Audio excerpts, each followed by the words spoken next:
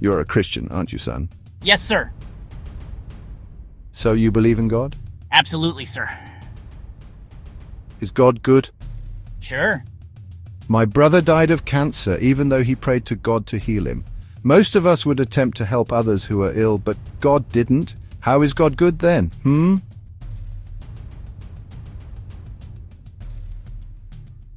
You can't answer, can you? Let's start again, young fella. Is God good? Yes. Is Satan good? No. Where does Satan come from? From God. That's right. Tell me, son, is there evil in this world? Yes. Evil is everywhere, isn't it? And God did make everything, correct? Yes. So who created evil?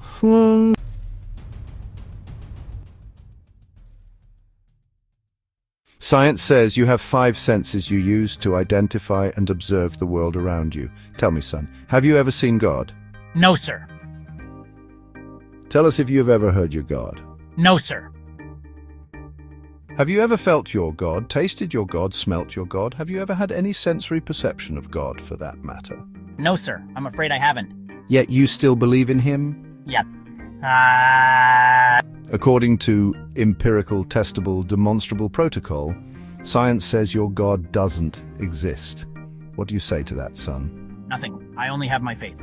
Yes, faith, and that is the problem science has. Professor, is there such a thing as heat? Yes. And is there such a thing as cold? Yes. No, sir, there isn't. Sir, you can have lots of heat, even more heat, superheat, mega heat, white heat, a little heat, or no heat. But we don't have anything called cold. We can hit 458 degrees below zero, which is no heat, but we can't go any further after that. There is no such thing as cold. Cold is only a word we use to describe the absence of heat. We cannot measure cold. Heat is energy. Cold is not the opposite of heat, sir, just the absence of it.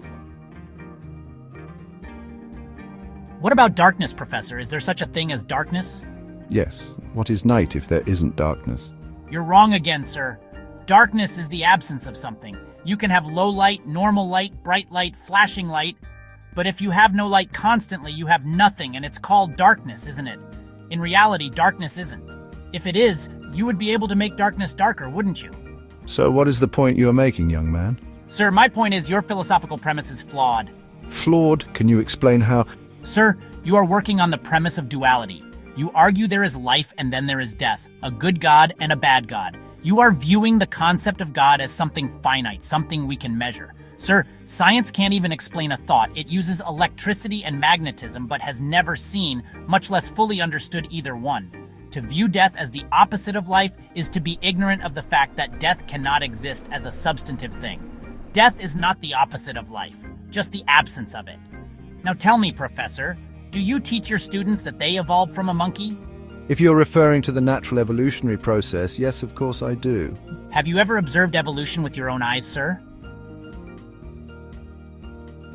Since no one has ever observed the process of evolution at work, and cannot even prove that this process is an ongoing endeavor, are you not teaching your opinion, sir? Are you not a scientist, but a preacher?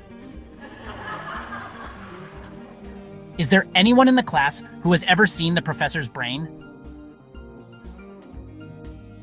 Is there anyone here who has ever heard the professor's brain, felt it, touched, or smelt it? No one appears to have done so. So according to the established rules of empirical, stable, and demonstrable protocol, science says that you have no brain, sir. With all due respect, sir, how do we then trust your lectures? I guess you'll have to take them on faith, son.